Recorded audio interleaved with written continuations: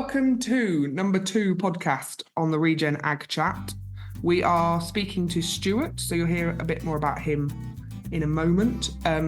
By weird coincidence, me and Nick are actually sitting next to one another, looking out over Cumbria at her kitchen table. What have you been up to, Nick? Well, it does seem a bit odd sitting next to you in your sweet pea blue pyjamas. It's my colours. They're my colours. What have I been up to? Well, Reno is also in the room. He's particularly knackered at the minute. He's been frantically putting fences up and sorting out. We put in a load of herbal lays, so we've been grazing much lower than we would normally do, which puts him into a fluster. I've had a lot of visits to the farm. We've had lots of NGO groups coming to have a look round, and their questions are always much different than you get from farmers, but it does give us a sense of hope that the kind of movement is widening.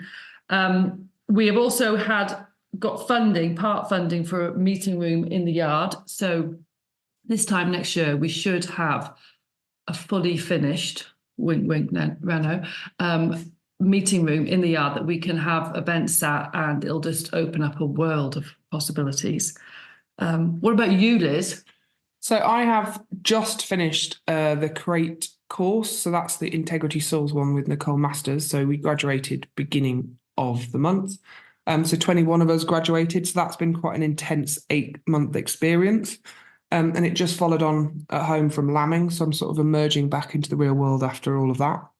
And just starting to put quite a lot of it in practice through the various events I'm doing in the next few weeks. Weirdly, I was on the same panel as Stuart at the Farmers Weekly transition event. We were talking about carbon farming. So I did my first TED Talk style meeting. So that was quite exciting to do.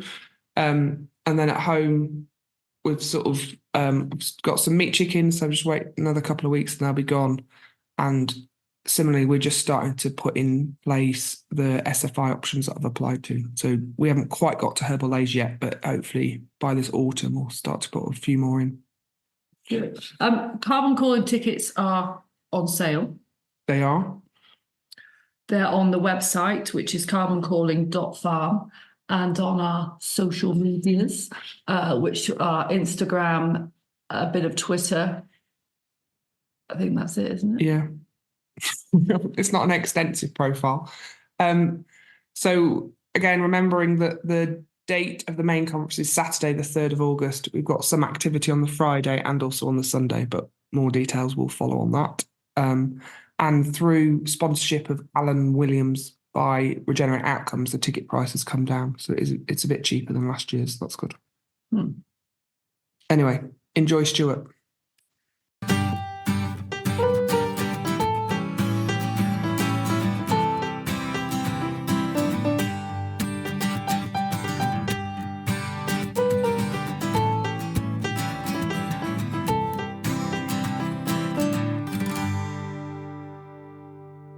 So, Stuart, you've been over to America. You've been and toured farms with Gabe. So what was your thoughts on what you saw? Did you see some dream soils? What impact did it have on you? And I guess when I was quite a long way into the research and understanding ag before I went, but it reaffirmed a lot of it when I got over there to see it in practice. And a lot of the time they're talking about these really wonderful soils that used to be wonderful that have been degraded so far now that they're barely a resemblance of what they used to be. And then when we were looking at them, you can see it. It's still a really dark brown, soil, but it's all compacted and layered and platey.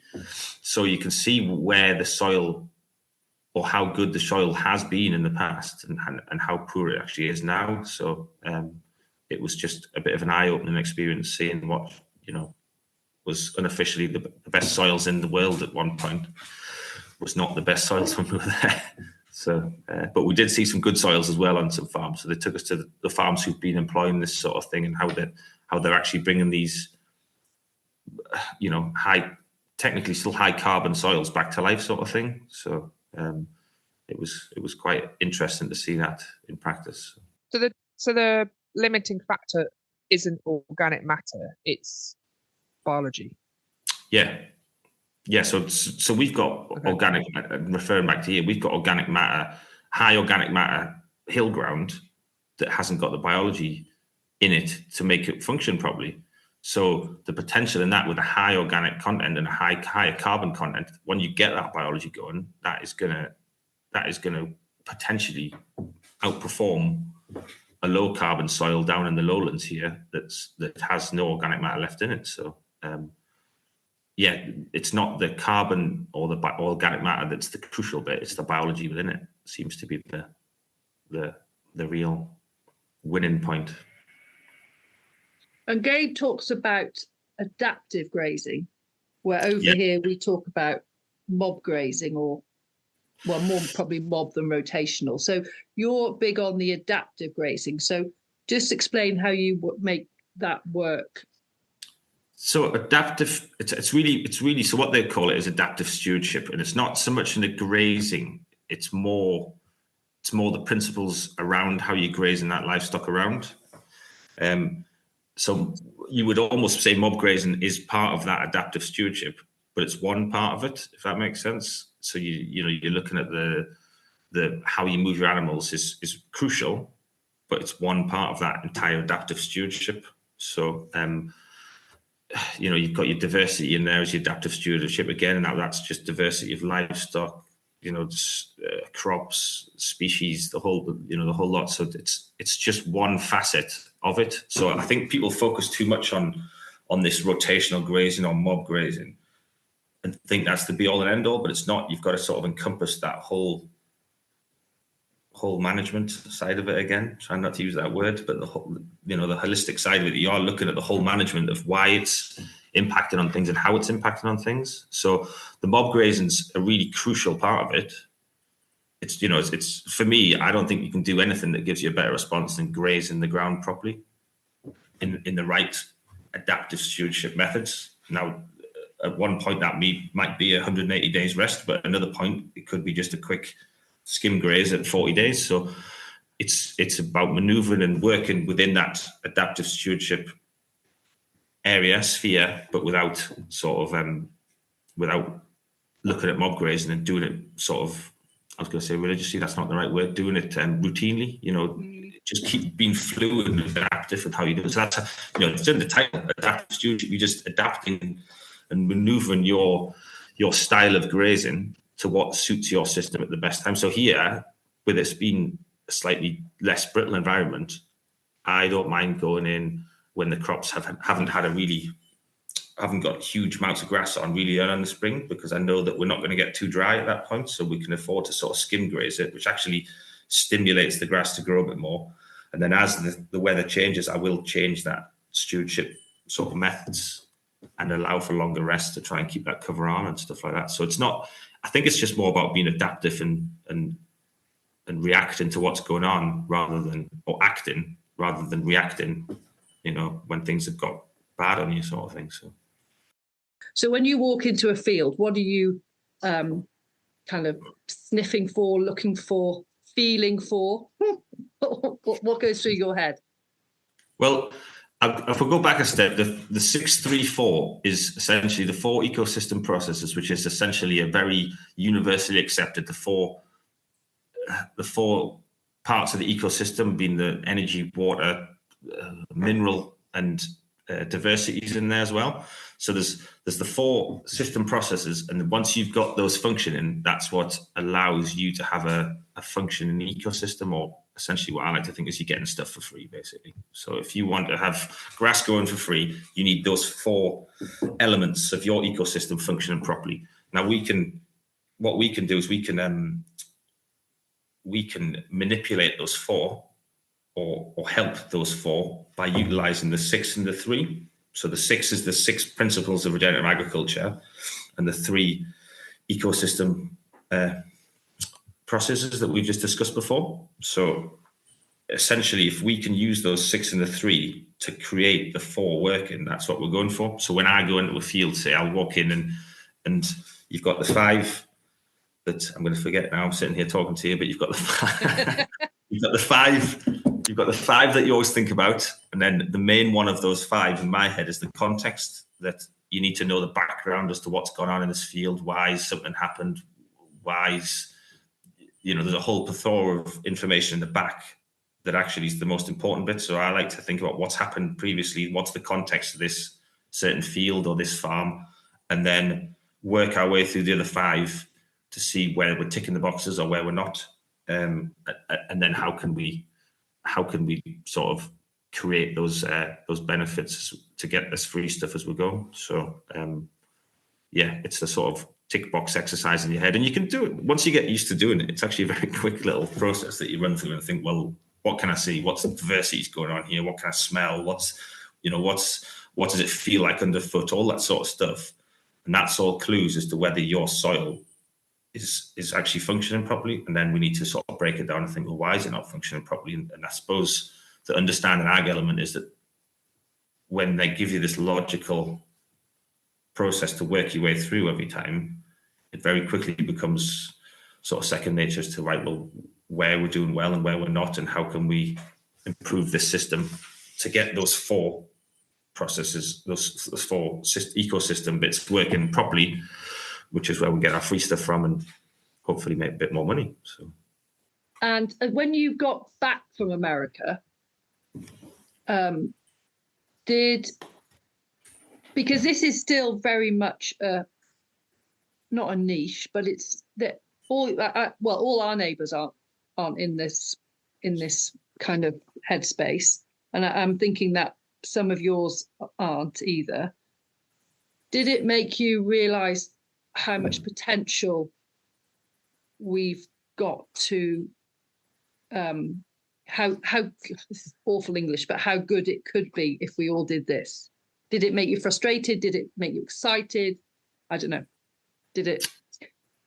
Yeah, I think yes, in terms of when you see how bad it could got in some of the places, and how fast that when the guy who went to see a few farms and they'd been doing it for sort of 10, 15 years of this regenerative management, how quickly they, fields literally next door to each other, how much better they were. But again, it's that extreme side of it that we haven't seen how bad it is compared to the Americans. So the impetus or the how good it could get is sort of relatively unknown here, because we haven't seen people sort of really gone down this route as hard, possibly. Or not as many people going down this route. And I think this is one of the things that I really like about it, the whole regenerative side of it, is you can't fake it. You can go and stick a spade in the ground straight away and you can tell if something's right or wrong, or you can see the birds flying above you, the different levels of the food chain as they sort of come back. You can't fake that. That's either there or it's not, and that only takes a long time to make that happen. So we've got 3 kestrels following the cow mob round at the minute. Have you? Oh. So it's like every day you see that, but they were never there before. So hopefully what we've done is brought those back. So then, and it's slightly irrelevant because it's not making you any more money than being there, but because we think we're making more money and that's happening as well, it's a bit of a bonus for everyone, hopefully. So that was one thing that Gabe said, that he noticed how we didn't have many birds in this country. Yeah. He was birds and insects. He was appalled by the lack of insects. Now, I don't think in this country we ever probably had as many insects in the US as the US have. Sorry, just with their environment, the heat and the humidity, and so where I was, there was an incredible amount of insects on these pockets of land. The regeneratively farmed stuff. But even when we went into the conventionally farmed that you could smell the chemicals on, it still felt like there was a lot of insects there compared to here. So I think the US just has that environment that allows more insects to sort of thrive there. So when Gabe says there's not as many insects in the UK as he would like to see, stop it, dog. Hey, come here. It's not as many insects as he would like to see in the UK. I don't think our potential is possibly as high as the US's. But that's not to say that we couldn't improve quite dramatically, to be honest, because I think someone said, what was 70% down on where we used to be sort of 50 years ago. So there's plenty of improvements to be done. It's just, again, spectrum, how far will ours be compared to the American side of things? We'll find out. But I think what you said there about the potential of it all, I think when I went to America and saw stuff firsthand, I felt like came back with that, well, we're only scratching the surface here. There's so many different things we could be doing or pushing or trialing, and then you come back with that bit renewed vigor to sort of give some other things a go. So. And when you were over there, how spread out were these farmers who have changed their systems, and what kind of farms were they mixed, or just tell us a little bit about those? Well, and this is my personal interpretation, although I think it's possibly understanding Ag's take on it as well, is that the livestock is absolutely integral to the whole thing. So if we don't, when you say, the mixed farms, I think there have to be mixed farms or livestock farms to really make it, I think it's incredibly difficult in a purely arable scenario to make those gains that you want to see at the speed that you want to see them. Because you need the livestock and the microbes, the high density grazing, which stimulates the soil back to life sort of thing. So if you try and do it without that microbe population isn't getting done. So when we were in the US, we drove for 8 hours one day and saw one set of cows. Everything else was just corn and beans. So that's the scale they're on there. So their livestock is so now in these feedlots kept away from all of the fields, basically. So we went to the fields when we were going from regenerative farmers to see what they were doing. You'd be traveling hours to see. It wasn't like, my neighbor's doing it and I'm doing it, but it was like huge distances between them. So they're just tiny pockets of these farmers who are trying to do things differently. There's tiny pockets of those scattered in amongst just basically corn and beans where we were. So it is. I mean, we were right in the heart. At one point, we were right in the heart of corn and bean land, right in the Midwest, and there was nothing, absolutely nothing, apart from one farm when we went to see his farm, and it was there was plenty of animals he'd had there, but even on his farm that was 3,000 acres, and he was building up his livestock numbers, he was still sort of talking a few hundred cattle, not enough to really shift to tip the scales. So yeah, the problem's big over there. So we're probably, like, we've always been livestock orientated here, or where I am. I don't know, maybe further down south it's probably arable, but I think if you look at the land types, I think we've got more grazing land in the UK than we have arable land. So we've always had that livestock element here. So again, it goes back to that thing of how much we've damaged the land or whatever. We haven't ever withdrawn livestock out of land completely, and we've never not had grasses in there and long-term perennials, which is when you really see improvements, as opposed to the crops over there, which is, could be 50, 60, 70, 80 years of just two crops year to year back and forward. So it's incredible, isn't it? Yeah. It was frightening, some of it. Like just and no hedges or anything, just fields. Field after field, yeah. But then there would be randomly in some bits there was quite a lot of pockets of little trees and stuff smattered in around stuff. So it wasn't. It was barren, but it wasn't as barren as I anticipated. And when we were there, it was right. What would it be? July. So it was July and August. So it was right in the, what you would call the peak green time, I guess, where there was an awful lot of biomass above the ground growing these crops. So, but then we were in a warm season country. We went into a field of corn, maize as we call it here, but corn, and it was intercropped with diverse, like a cover crop with it. And actually, the crops were way above your head, bigger than anything we'll be growing over here. So it's everything over there is in a completely different, the spectrum's like this in the UK, the good, the bad, the big, the small, the whole thing, everything over there is just way bigger. And it's just, the good stuff's good and the bad stuff's way worse. But that just essentially seems to be how they do it over there. And the climate and everything sort of lends itself to that. So.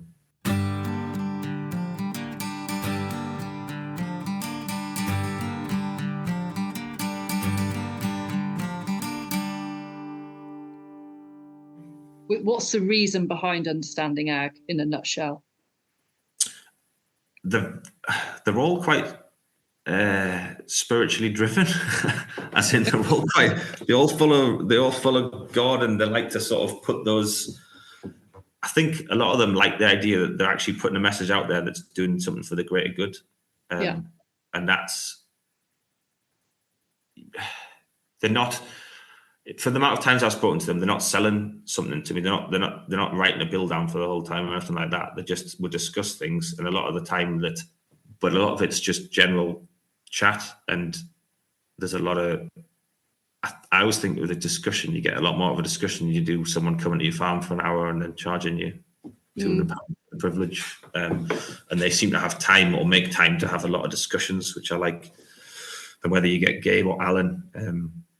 Or whoever else from there who's got time to sit down and discuss something with you, they're the bits that you really sort of learn something from. So, I guess the reason why we've done carbon calling is the underlying reason is it's for the greater good, isn't it, Liz? I think. I mean, there's lots of reasons, but I've got this thing that I don't want our kids to turn back and say to us all that the world's turning into a real pickle, and why didn't your generation do anything about it?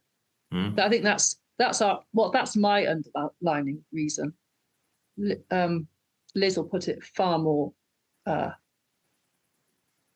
in a far better way than that. Liz, what's your reason? It is about living purposefully. So it's not because Gabe is very clearly that he believes that God intervened and provided him this calling. It's not, for me, it's not like that, but it's to do with now, once you know what I know now, it's impossible to go back to a normal life. That's the reality. It's like Pandora's box has been opened. I think I've mentioned it a couple of times morally in the thing that if you know there's a better way of doing it, or you know it can be done slightly better with a few tweaks, and I always say it's up to people's own interpretation of this, but are we not morally? Why wouldn't you even think about why wouldn't we look for something slightly better or something different if there's a way of doing it where everything's going to work? Click. Why shouldn't we? Or why wouldn't we even look at that? And I think that financially it adds up.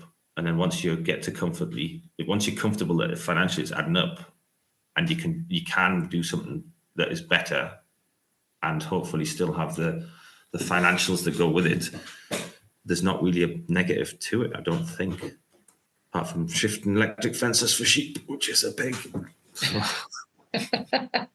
Well, this is deep. Yeah, I've got one last question because we've gone quite existential, which is marvelous.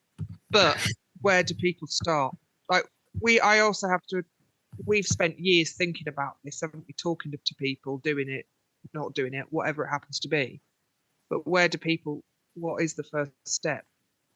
Or does that not exist? With Gabe or with in general, where's the first step? Like in terms of understand, is this referring back to the Gabe thing again, or is this more in general? Oh no, this is more general. So, for example, those people who came to those meetings that we did, that you were involved in, like some of those people, this is the first time they've heard about some of this. It's the first time that someone's challenged them that this isn't. We can't just keep doing what we're doing. Yeah. And I suppose we're interested now in what is the next step for them. So is it, I suppose part of it is seeing stuff, isn't it? So then we've got some ideas about doing some field day type stuff on farms where they can go in fields, see it. So it's like, how do you keep the momentum up? And we all know, like, it will be the same for Oxford Real this week, which is I leave that highly motivated to do loads and loads of stuff, and then life kicks back in, doesn't it, on Saturday morning when you have to sort some shit out. So it's how you keep that momentum up. I think that a lot of it's just down to that. It's down to the educational / understanding side of it. And I think until people focus in and understand a little bit of it, it's very difficult to have that confidence to do stuff. Even if you go and see someone who's doing something, and I'm probably guilty of this, when someone comes to see something, it's very hard to put it into layman's terms that's really simple for people to know where to start with. And I think just if you understand what it is and why you're trying to do something, which I think Understanding Ag's brilliant at putting that across as to why should we change, or why should we do something different. I think when you start to understand that whole why, it does give you a lot more confidence to try things. And then I think there's that step of, and I know a lot of people here who spend an awful lot of time reading stuff and have actually done zero yet, but they seem to want to know everything about it before they want to do anything about it. Whereas actually, in reality, get an electric fence and start moving some animals, and you'll very quickly learn along the way whether what works and what doesn't. And I think I said this before, when you start moving animals and doing it hopefully in the right way, well, sorry, not even in the right way. If you start moving animals and you're doing it wrong even, you'll suddenly find you've got so much more grass than you know what to do with. That gives you a massive wiggle room for making cock-ups and stuff like that. So I think just get on and do something, and then all of a sudden you'll realize how much better things can be. And then the idea that you might not get it perfect all the time doesn't really matter, because you've got a lot more wiggle room to maneuver out of those situations anyway. So that's my take on it. Educate, and then actually just start and just do something. Start simple, even if it just means trying in a field or two, or for a month or two of the year, and you want to go back to normal after that, but then try again for 3 or 4 months the following year. You know, anything's better than nothing, but we need to get on and do it. So. And what's interesting with the Nicole stuff I'm doing at the moment, and like we can go into the ins and outs of what boron does and manganese, and we can all get really geeky. But the point in all of this, and is that until we actually change the management, until we start grazing stuff differently, like I was talking to her the other day about a field that isn't performing as well as it should be, and it's like, well, it's been rotationally grazed or adaptive grazed, however you want it, for a year, and she's like, it's just not long enough.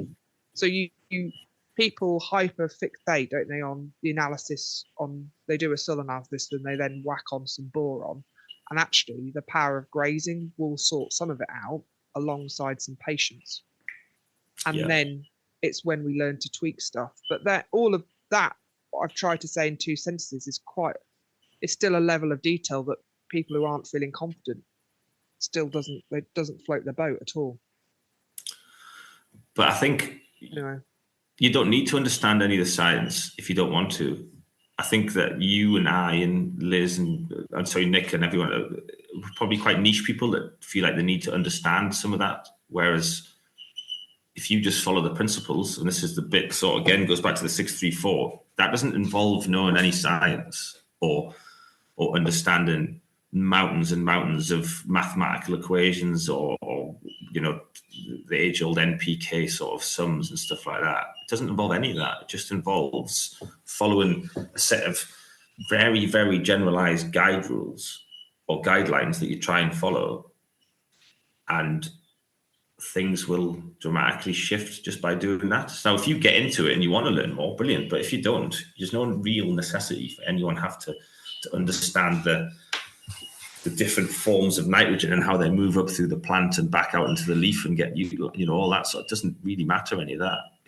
It's more that the principles behind it will point you in that direction, and you'll see 80% of the benefit by just following the principles without understanding the other bit. So I think until there's a real pressure, it's hard for people to want to do it. Now, you either have to want to do this sort of farming, or you have to feel a pressure to push you this way. And I don't think that we're in a position now where there's enough pressure financially or anything that making people look to change. But I think it's coming. I certainly think it's coming. I think it's coming quite quick. Yeah. And I think that the government's pretty much made their stance on it pretty clear. The environment is as important, if not more important, than food production.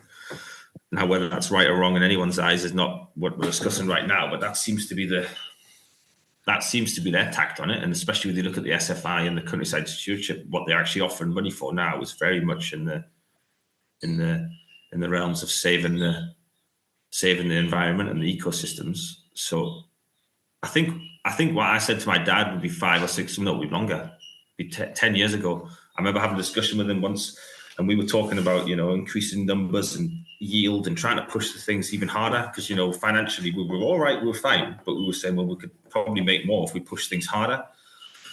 And then I remember it was before we signed the stewardship, that's when it was, 2016. And I said to him, when this new stewardship came out, we'd lost the, what's it called? The money for nothing we used to get, environmental stewardships. You didn't really have to do anything for it. ELS. That's the one, yeah. And then we looked at the countryside stewardship maybe 2 years previous to signing in, and we were saying, well, none of that's going to tie in with what we're doing. We're pushing things hard and we're trying to keep going, so it's not really going to work as much. And then I remember we sort of came back to it, revisited it another 12 months later or something like that, 2 years later. And we were saying, well, actually, why don't we try and swim with the tide for once rather than trying to swim against it? The government wants us to go in, or is trying to force us to go into these things. Let's utilize it as a tool to try and navigate a different way of doing stuff while swimming with the tide once rather than against it. So that was a real changing point when we started. Rather than sitting begrudging the government and fighting with them about, we want to produce food, blah, blah, blah, and they want you to do this. Just try and do both together, and it actually made life a bit easier. So that was definitely a turning point. Well, Stuart, thank you. That was meant to be. Well, it was meant to be quarter of an hour, but tremendous.